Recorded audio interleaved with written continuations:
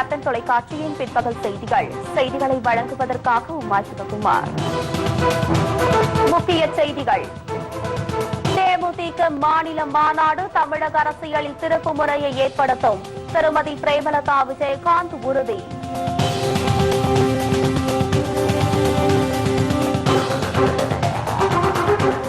நாளை தாக்கலாகிறது தமிழக அரசின் இடைக்கால பட்ஜெட்.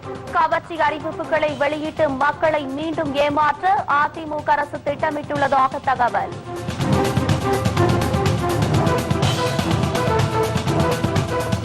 உச்சநீதிமன்ற தீர்ப்பின் எதிரொலியாக சட்டப்பேரவை கூட்டத்தொடரில் பங்கேற்க அனுமதி கோரி சட்டப்பேரவை செயலரிடம் தேமுதிக எம்எல்ஏக்கள் மனு. அனுமதி தராவிட்டால் உச்சநீதிமன்றத்தில் முறையிடப் போவதாகவும் எச்சரிக்கை.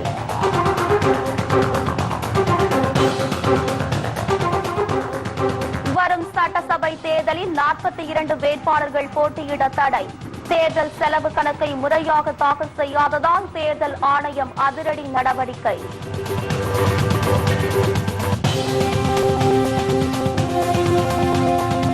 பனிச்சரிவில் சிக்கி உயிரிழந்த 9 ராணுவ வீரர்களுக்கு டெல்லியில் ராணுவ தளபதி உள்ளிட்டோர் இறுதி மரியாதை. சென்னை உள்ளிட்ட வீரர்களின் சொந்த ஊர்களுக்கு உடல்கள் அனுப்பி வைக்கப்படுகிறது.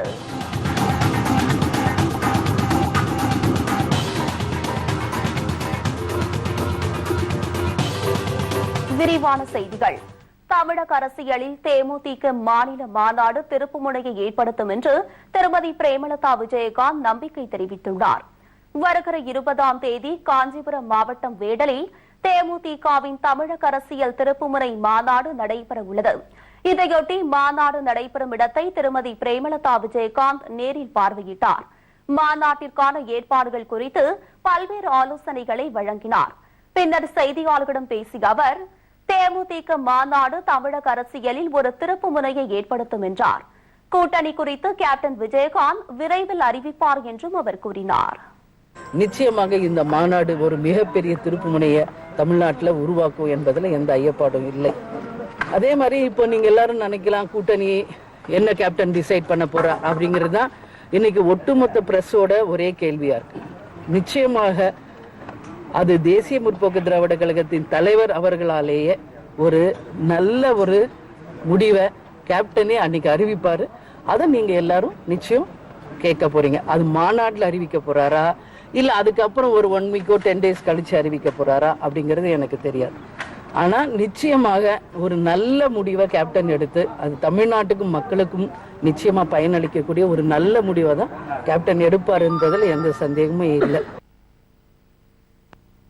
வெள்ளத்தால் பாதிக்கப்பட்ட மக்களுக்கு தமிழக அரசு நிதி ஒதுக்கவில்லை என்றும் மத்திய அரசு அளித்த நிவாரண நிதியே தற்போது மக்களுக்கு வழங்கப்பட்டு வருகிறது என்றும் திருமதி பிரேமலதா விஜயகாந்த் குற்றம் சாட்டினார். சென்னை உட்பட அத்தனை ஒவ்வொரு குடும்பமும் இந்த பிளட்டால அஃபெக்ட் ஆகாத குடும்பம் ஒரு குடும்பம் கூட இல்லைன்னு சொல்ல முடியாத அளவு அத்தனை குடும்பமும் பாதிச்சிருக்கு. குறைஞ்சபட்சம் 1 லட்சம் ரூபாய் அத்தனை குடும்பத்தில் இருக்கிறவங்க இழந்திருக்காங்க. இன்னைக்கு மத்திய அரசு ஒதுக்குன 1000 கோடியை வச்சுதான் இந்த அம்மா ஒவ்வொருத்தருக்கும் 5000 ரூபாய் கொடுத்துக்கிட்டு இருக்காங்களே ஒழிய, அப்ப தமிழ்நாடு அரசினுடைய பங்கு என்ன அப்படின்னு பார்த்தா ஒண்ணுமே கிடையாது. இது வரைக்கும் தமிழக அரசு சார்பாக மக்களுக்கு என்ன வழங்கியிருக்காங்க?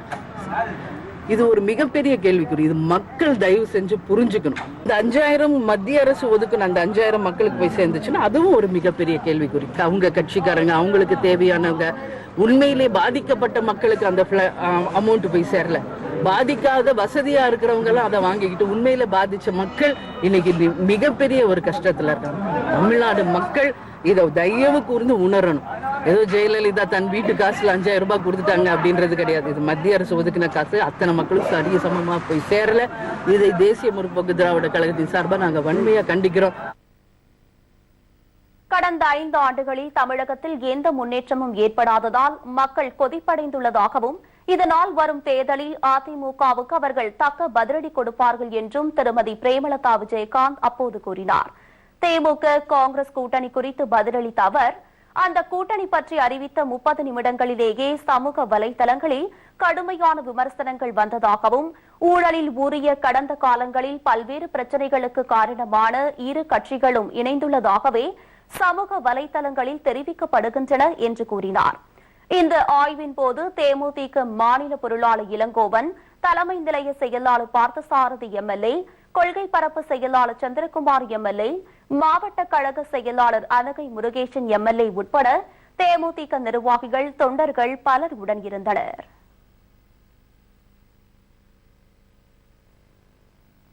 நாளை கூட உள்ள சட்டப்பேரவை கூட்டத்தில் தங்களை அனுமதிக்காவிட்டால் மீண்டும் உச்சநீதிமன்றத்தில் முறையிட உள்ளதாக தேமுதிக எம்எல்ஏக்கள் தெரிவித்துள்ளனர். சட்டசபையில் இருந்து இடைநீக்கம் செய்யப்பட்டதை எதிர்த்து தேமுதிக எம்எல்ஏக்கள் உச்சநீதிமன்றத்தில் வழக்கு தொடர்ந்தனர். வழக்கை விசாரித்த நீதிமன்றம் எம்எல்ஏக்களை இடைநீக்கம் செய்ததில் விதிமுறைகள் மீறப்பட்டுள்ளதாகவும் அடிப்படை உரிமைகள் பறிக்கப்பட்டுள்ளதாக கண்டனம் தெரிவித்து இடைநீக்கத்தை ரத்து செய்து உத்தரவிட்டது. இந்நிலையில் நாளை கூட உள்ள சட்டப்பேரவை கூட்டத்தில் தங்களை அனுமதிக்க கோரி தேமுதிக எம்எல்ஏக்கள் சட்டப்பேரவை செயலாளர் ஜமாலுதீனை சந்தித்து உச்சநீதிமன்றத்தின் உத்தரவு நகலை அளிக்க முயன்றனர். ஆனால் மேலிடத்து உத்தரவு கிடைக்கவில்லை என்னவோ அவர் வெளியூர் சென்றுவிட்டதாக தெரிவிக்கப்பட்டது. இதனால் அவரது உதவியாளரிடம் அந்த நகலை தேமுதிக எம்எல்ஏக்கள் அளித்தனர். நாளை கூட உள்ள சட்டப்பேரவை கூட்டத்தில் தங்களை அனுமதிக்காவிட்டால் மீண்டும் உச்சநீதிமன்றத்தில் முறையிட உள்ளதாக தேமுதிக எம்எல்ஏக்கள் தெரிவித்தனர். சட்டமன்றத்திலே எங்கள் மீது நடவடிக்கை எடுக்கப்பட்டிருக்கிறது என்றும்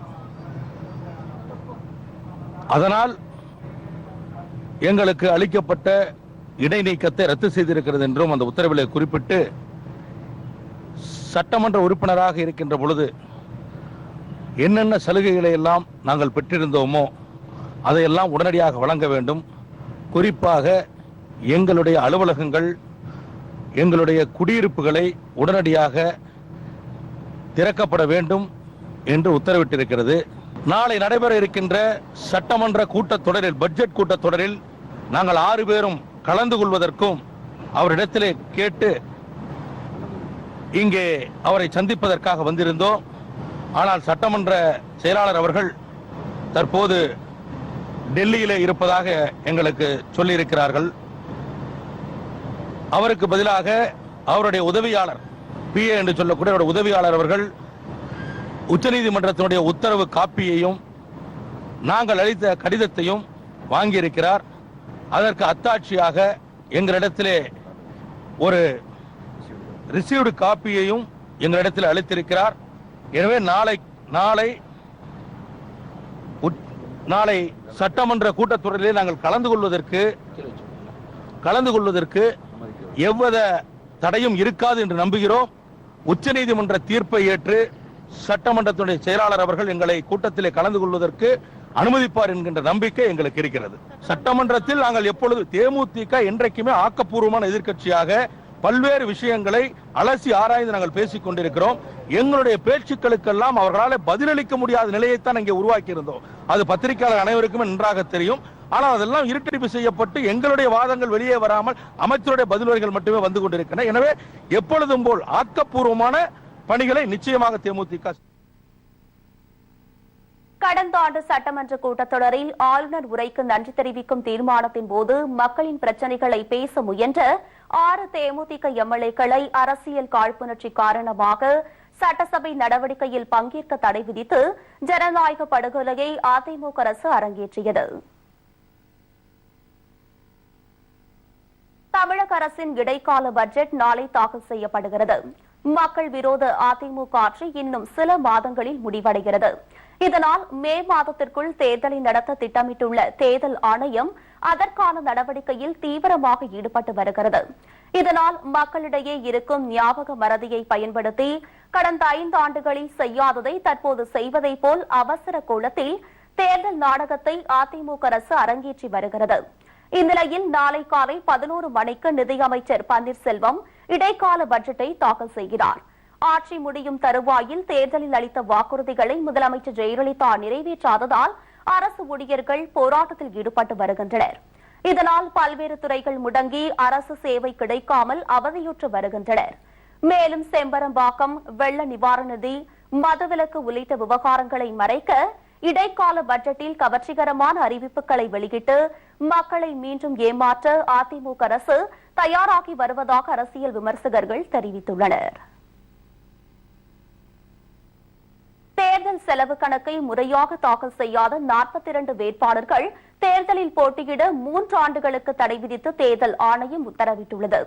2011 சட்டசபை தேர்தலில் 10 பேரும் 2014 நாடாளுமன்ற தேர்தலில் போட்டியிட்ட 32 வேட்பாளர்களும் தாங்கள் தேர்தல் செலவு கணக்கை தேர்தல் ஆணையத்திடம் இதுவரை தாக்கல் செய்யவில்லை. இதனால் அந்த 42 வேட்பாளர்களுக்கு வரும் சட்டசபை தேர்தல் முதல் 3 ஆண்டுகள் தடை விதிக்கப்பட்டுள்ளதாக தமிழக தலைமை தேர்தல் ஆணையர் ராஜேஷ் லக்கானி தெரிவித்துள்ளார். தேர்தலுக்காக 30,000 மின்னணு வாக்குப்பதிவு இயந்திரங்கள் தமிழகத்திற்கு வரவழைக்கப்பட்டுள்ளதாகவும் அவர் கூறினார். சியாச்சின் பனிச்சரிவில் சிக்கி உயிரிழந்த 9 ராணுவ வீரர்களின் உடல்களுக்கு டெல்லியில் ராணுவ தளபதி உள்ளிட்டோர் மலர் வளையம் வைத்து அஞ்சலி செலுத்தினர். ஜம்மு காஷ்மீர் மாநிலம் சியாச்சின் பகுதியில் கடந்த 3ஆம் தேதி மெட்ராஸ் ரெஜிமெண்டை சேர்ந்த ராணுவ வீரர்கள் 10 பேர் பனி புயலில் சிக்கி பரிதாபமாக உயிரிழந்தனர்.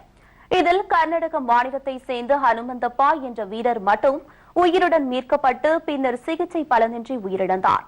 இந்நிலையில் கடந்த 10 நாட்களுக்கு மேலாக மோசமான வானிலை காரணமாக மலை உச்சியிலேயே வைக்கப்பட்டிருந்த மற்ற வீரர்களின் உடல்கள் ஹெலிகாப்டர்கள் மூலம் இன்று டெல்லி கொண்டுவரப்பட்டது. வீரர்கள் அனைவரின் உடல்களுக்கு ராணுவ உயரதிகாரிகள் உள்ளிட்டோர் மலர் வளையம் வைத்து அஞ்சலி செலுத்தினர்.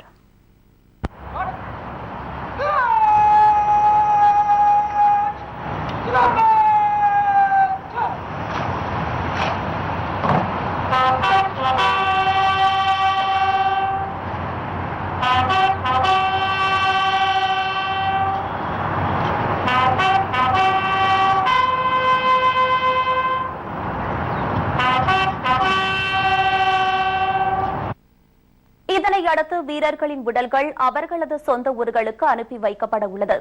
இதனிடையே உயிரிழந்த 9 வீரர்களில் தமிழகத்தை சேர்ந்த ஏழுமலை, குமார், கணேசன், ராமமூர்த்தி ஆகியோரது உடல்கள் விரைவில் தமிழகத்திற்கு அனுப்பி வைக்கப்பட உள்ளன.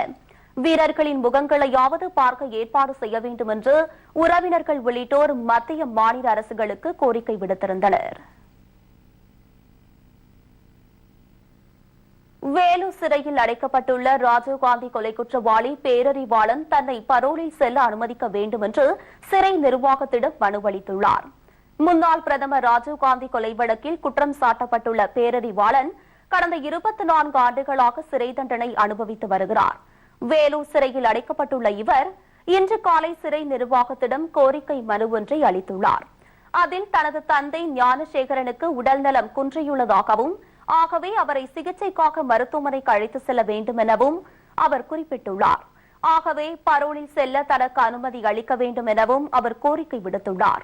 இதேபோல் பேரறிவாளனின் தாயார் அற்புதம்மாளும் சிறை நிர்வாகத்திடம் மனு அளித்துள்ளார்.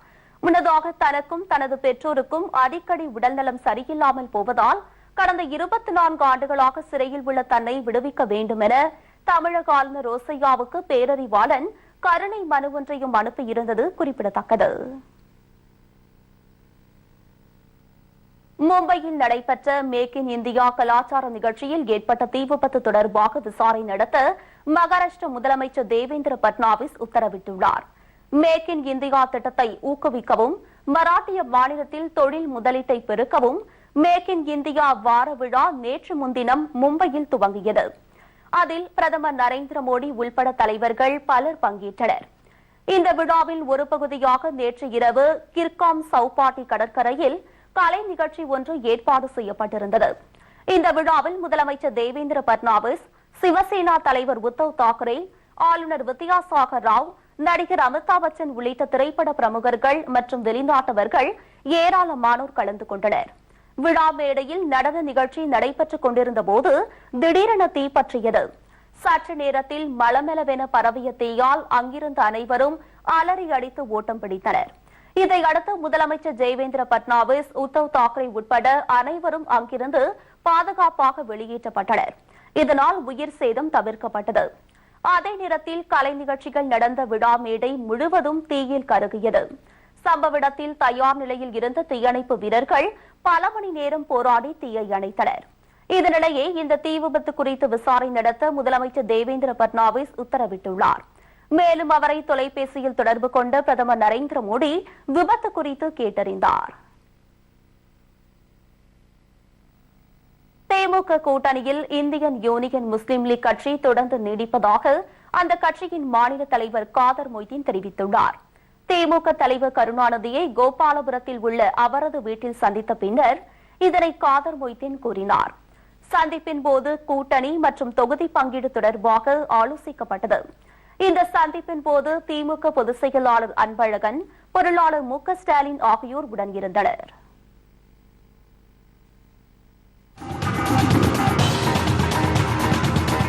மகாமக பெருவிழாவுக்காக நாள்தோறும் கும்பகோணத்தில் குவியும் பக்தர்கள். அடிப்படை வசதிகள் ஏற்படுத்தி தரவில்லை என பக்தர்கள் புகார்.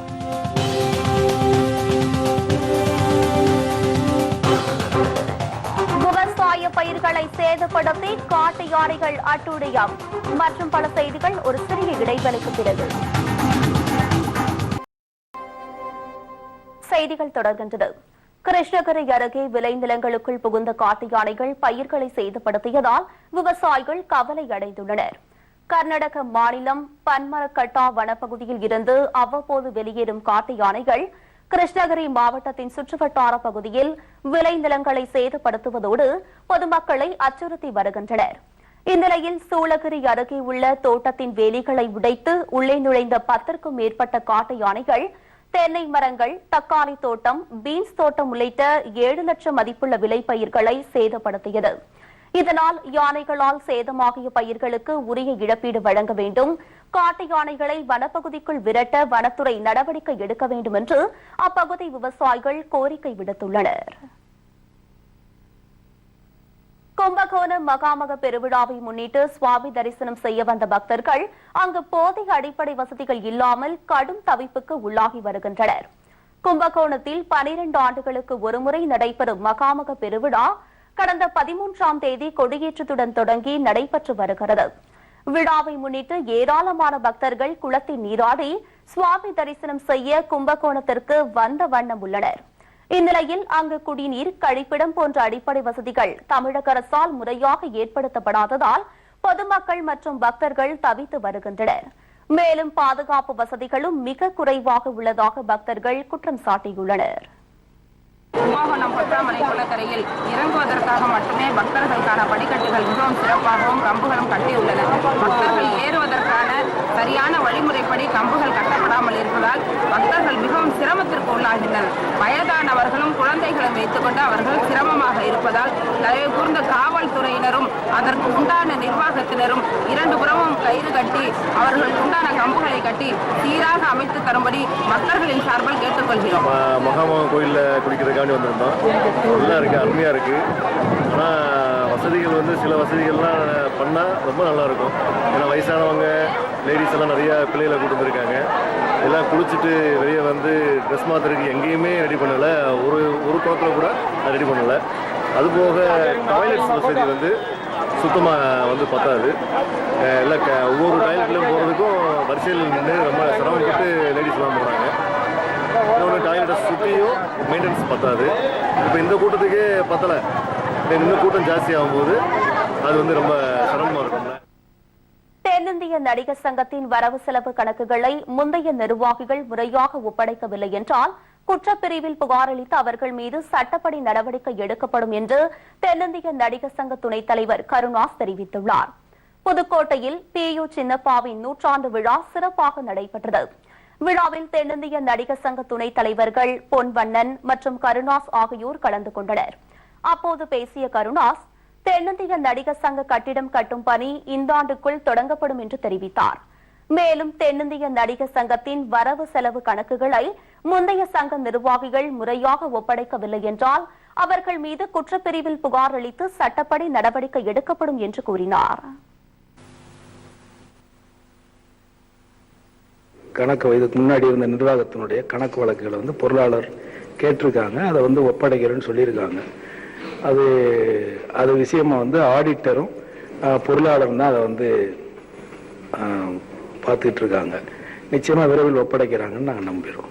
இந்த தொகையே வந்து ஒரு பெரிய தொகை, 2.5 கோடி ரூபாய்க்கு மேல வந்து அது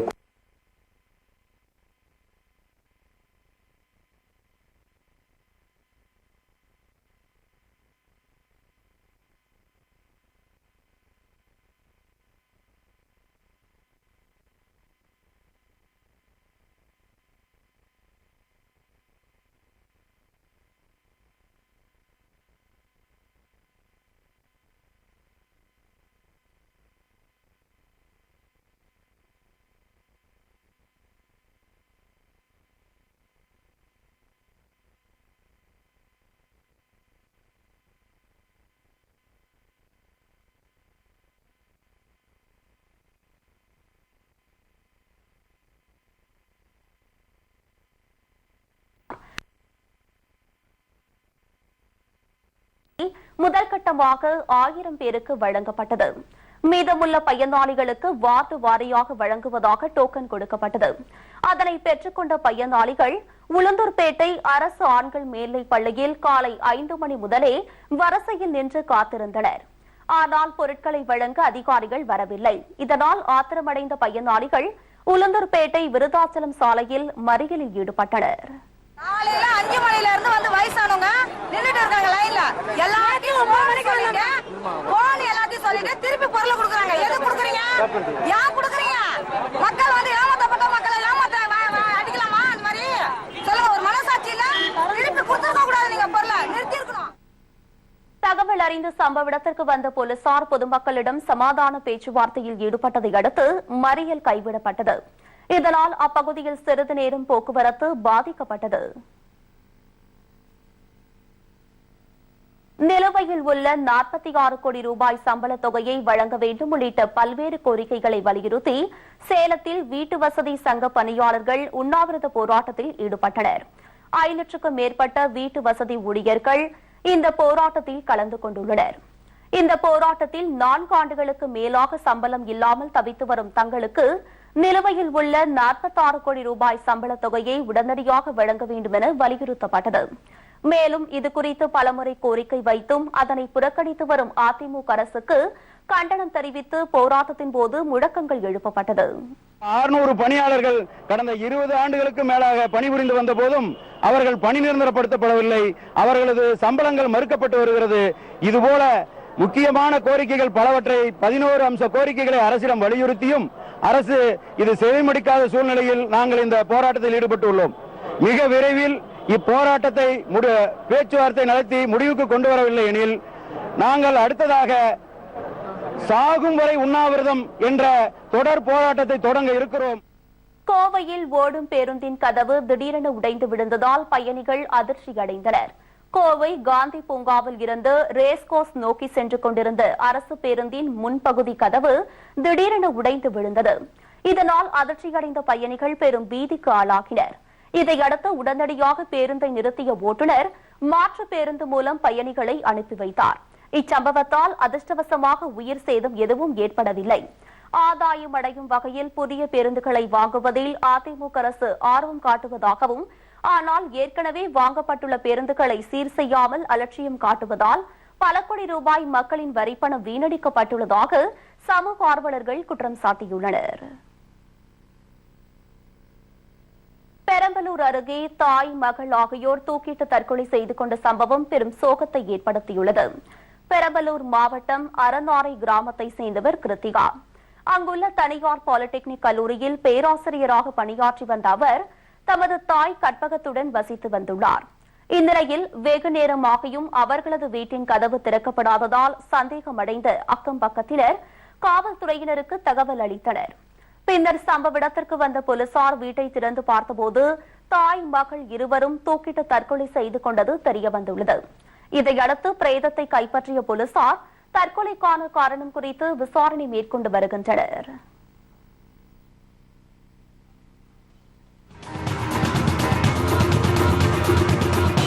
தேசிய அளவிலான பள்ளி மாணவிகளுக்கான கால்பந்து போட்டி ஹரியானா அணி முதலிடம். விவரம் இடைவெளிக்கு பிறகு.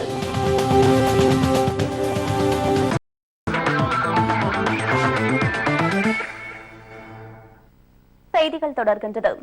சேலத்தில் நடைபெற்ற தேசிய அளவிலான பள்ளி மாணவிகளுக்கான கால்பந்து போட்டியில் தமிழகம் 2வது இடத்தை பிடித்தது.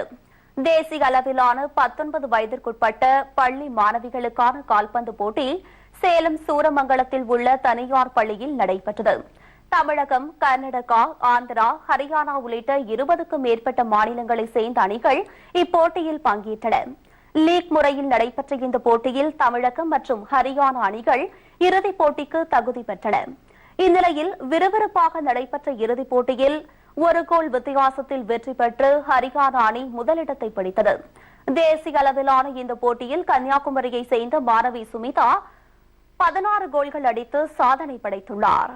இந்த 4 நாட்களாக நடைபெற்று முடிந்து இன்று 5வது நாளாக இறுதிப் போட்டிக்கு ஹரியானா அணியும் தமிழக அணியும் தகுதி பெற்றது. இந்த இறுதிப் போட்டியிலே ஹரியானா அணி 1 கோல் போட்டு தமிழக அணியை வென்றது. இறுதிப் போட்டிக்கு நமது மாவட்ட காவல் கண்காணிப்பாளர்கள் பரிசளிப்பு விழாவில் கலந்து கொண்டு வெற்றி பெற்றவர்களுக்கு பரிசு வழங்கினார். தூத்துக்குடி மாவட்டம் மணப்பாட்டில் கடந்த 3 நாட்களாக நடைபெற்று வந்த தேசிய அளவிலான கடல்சார் சாகச விளையாட்டு போட்டி நிறைவடைந்தது. இறுதி நாளான நேற்று குறும்படகு போட்டியில் சேகர், அலைசரக்கு போட்டியில் கோவிந்த் இஸ்ரவேல், திறந்த கடல் நீச்சல் போட்டியில் கணேஷ் ராஜா ஆகியோர் முதலிடத்தை பிடித்தனர்.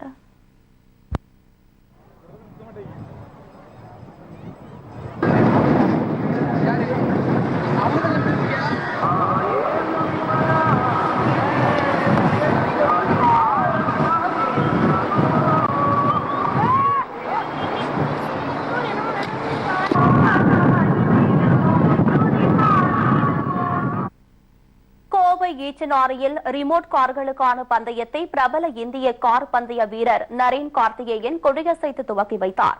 நாட்டில் உள்ள பல்வேறு மாநிலங்களை சேர்ந்த வீரர்கள் கலந்து கொண்டுள்ளனர்.